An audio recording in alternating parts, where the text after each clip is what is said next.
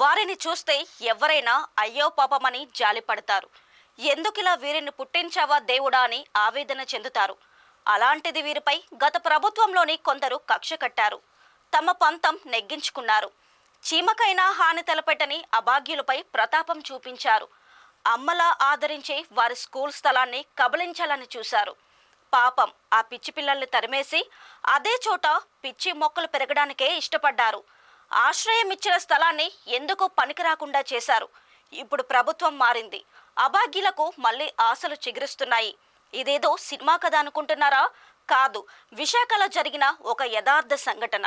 బుద్ధిమాంద్యం కలిగిన పిల్లలను హక్కున చేర్చుకుని వాళ్ళని ఒక దారికి తీసుకొచ్చే హిడెన్ స్ప్రౌట్స్ స్కూల్స్ పరిస్థితి ప్రస్తుతం ఏ విధంగా ఉందో ఒకసారి ఈ గ్రౌండ్ రిపోర్ట్లో చూద్దాం.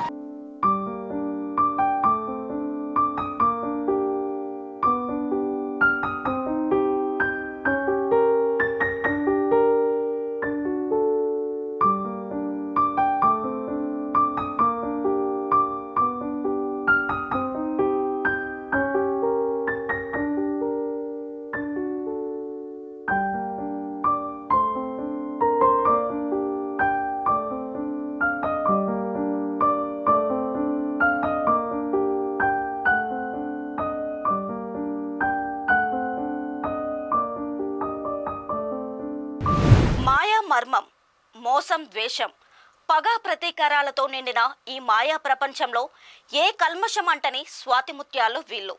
వారి చూపులో అమాయకత్వం, వారి నవ్వులో నిర్మలతత్వం. ఎప్పటికీ మేము ఇలాగే స్వచ్ఛంగా ఉంటాము, దేవుడు మాకిచ్చిన గొప్ప వరం ఇదే అంటూ సరిపెట్టుకునే అల్ప సంతోషులు. తమను పలకరించేందుకు వచ్చే వారిని చూసి సంబరపడిపోవడం మినహా వీరికి ఏమీ తెలీదు. చేతిలో చెయ్యి వేసి ఏదో చెప్పాలనే వారి తపనను మనస్సుతో విని అర్థం చేసుకునే వారి కోసం ఎదురు చూస్తూనే ఉంటారు. ఇటువంటి పిల్లలను హక్కున చేర్చుకొని వారి తల్లిదండ్రులు పడే బాధను కొంతైనా పంచుకునేందుకు ముందుకు వచ్చింది hidden sprouts special school.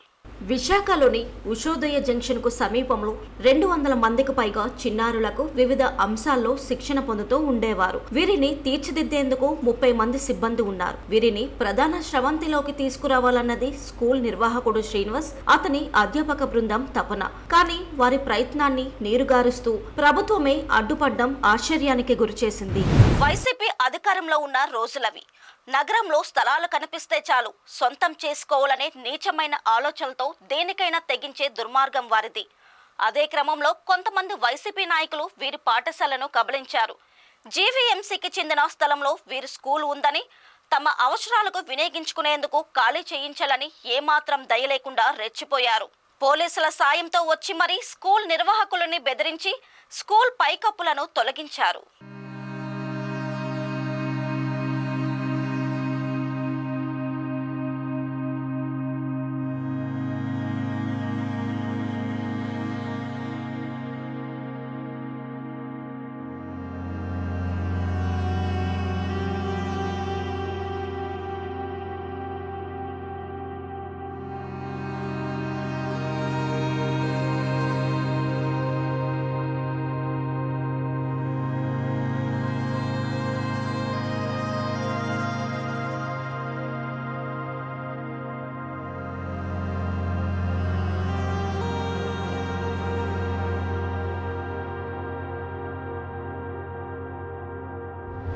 Corona మహమ్మారి విజృంభించే సమయంలో జగన్ ప్రభుత్వం అధికారులను రంగంలోకి దింపడం, లీజ్ గడువు ముగిసిందనే కారణాన్ని చూపించి బలవంతంగా ఖాళీ చేయించడం అందరినీ విస్తుపోయేలా చేశాయి. స్కూల్ గేటుకి తాళం వేసి సీజ్ చేశారు. 3 రోజుల్లో ప్రత్యామ్నాయ స్థలం చూపిస్తామని, అక్కడ పాఠశాల ఏర్పాటు చేసుకోవచ్చునని చెప్పి చేతులు దులిపేసుకున్నారు. ఆ తరువాత వీరి ముఖం చూసి నాదుడే లేడు. ఉన్న పలంగా పాపం ఈ పిల్లలు రోడ్డున పడ్డారు. స్కూలు పిల్లలను తీర్చిదిద్దడానికి ఉపయోగించే విలువైన పరికరాలు, స్కూల్ బస్సులను కూడా అలాగే విడిచిపెట్టి రావాలని పంతానికి పోయారు. స్కూల్ ఆస్తులు 3 ఏళ్ల తరువాత ఇప్పుడు ఎందుకు పనికి రాకుండా చేశారు? తీవ్ర నష్టాన్ని మిగిల్చారు. గత 10 ఏళ్ళుగా నేను జాబ్ చేస్తున్నాను. ఇలాంటి పిల్లల మధ్యలో చేయడం నాకు చాలా ఆనందంగా ఉంది.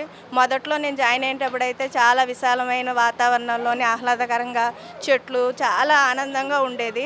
గత ప్రభుత్వంలో చాలా ఇబ్బందులు పడ్డాం. మా స్కూల్ మాకు తీసుకున్నారు. అప్పటి నుంచి ఇక్కడ చిన్న షెడ్ వేసి ఈ ఎండల్లో వానల్లో పిల్లలు చాలా ఇబ్బంది పడుతున్నారు. కానీ ఇప్పటికి చంద్రబాబు నాయుడు మళ్ళీ ముఖ్యమంత్రిగా రావడం చాలా సంతోషంగా ఉంది. మాకు మంచి రోజులు వచ్చాయి. అందువల్ల ఏంటంటే మా స్కూల్ మాకు ఇప్పించాల్సిందిగా కోరుకుంటున్నాం. ఇప్పటి ప్రభుత్వం పవన్ కళ్యాణ్ గారు, చంద్రబాబు నాయుడు మీకు చాలా కృతజ్ఞతలు అండి. మా స్కూల్ మాకు ఏ విధంగా పిల్లల పరిస్థితి చూసి మాకు ఎట్టి పరిస్థితుల్లో మా స్కూల్ మాకు ఇప్పించండి. నా పేరు జాన్. తనం నమ్మతానికి నమ్ముతారం.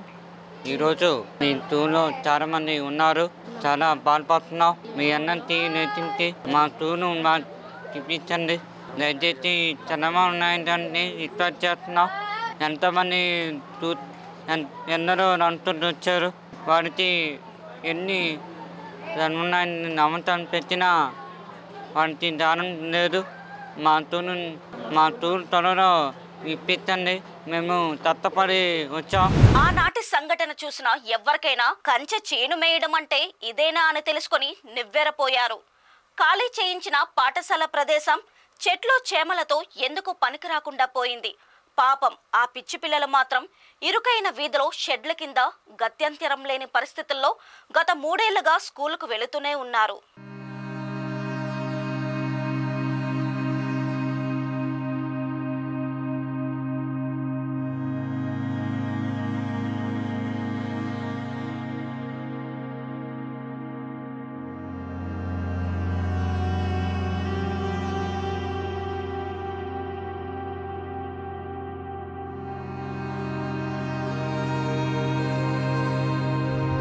ఇంతమంది పిల్లలు ఇలాగా ఇక్కడ ఈ రేక్ షెడ్లో ఉండడం ఎంత బాధ తల్లిదండ్రులకి. రేక్ షెడ్ మీద ఇక్కడ ఇంతమంది పిల్లలకి చూసుకుంటున్నారు. మళ్ళీ మా స్కూల్ మాకు ఇచ్చితే ఆనందం. జగన్ వచ్చాక తీస్తారు. ఇప్పుడు చంద్రబాబు నాయుడు వచ్చిన తర్వాత ఇస్తారని ఆశపడుతున్నాము. ఇస్తారని నమ్మకం కూడా ఉంది. మంచి రోజులు వచ్చేవి ఇంక ఇస్తారని నమ్మకం, ఆశ ఉంది. పిల్లలు మాకు ఇంతమంది పిల్లల మాకు చూసేని ఇస్తారని నమ్ముతున్నాము. చంద్రబాబు నాయుడు మా స్కూల్ మాకు ఇప్పించండి. ఇప్పుడు ప్రభుత్వం మారింది. తమ పరిస్థితులు మారుతాయనే ఆశలు చిగురుస్తున్నాయి. తమ స్కూల్ తమకు ఇప్పించండి సారు అంటూ ముఖ్యమంత్రి చంద్రబాబు నాయుడు డిప్యూటీ సీఎం పవన్ కళ్యాణ్లను వేడుకుంటూ వీబీసీ ఆన్ టీవీతో తమ గోడును వెళ్లబోసుకున్నారు. నమస్కారం. చంద్రబాబు నాయుడు గారికి మేము విన్నవించుకుంది ఏంటంటే, మేము గత 18 సంవత్సరాల నుండి ఈ పిల్లలకి ఉచితంగా సర్వీస్ చేస్తున్నాం సార్.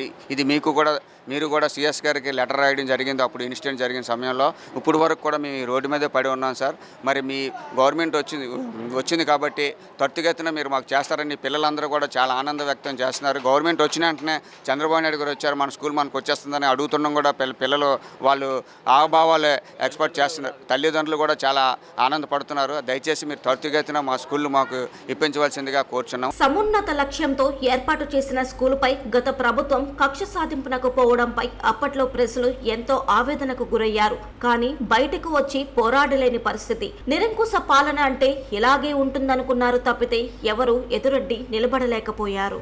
ప్రార్థించే పెదవుల కన్నా సాయం చేసే చేతులే మిన్నా అన్నారు మన పెద్దలు. గడిచిన 18 ఏళ్లలో ఎంతోమంది దాతలు ఈ పాఠశాలను ఆదుకుంటూనే ఉన్నారు. కానీ గడిచిన 3 ఏళ్లలో మాత్రం ఈ పిల్లలు నరకం చూశారు. వీళ్ళ పాఠశాలను వీళ్ళకి కాకుండా చేసి రేకుల షెడ్ల కిందకు వీళ్ళని తరలించే ప్రయత్నం అయితే జరిగింది. కానీ మంచి రోజులు వచ్చాయి.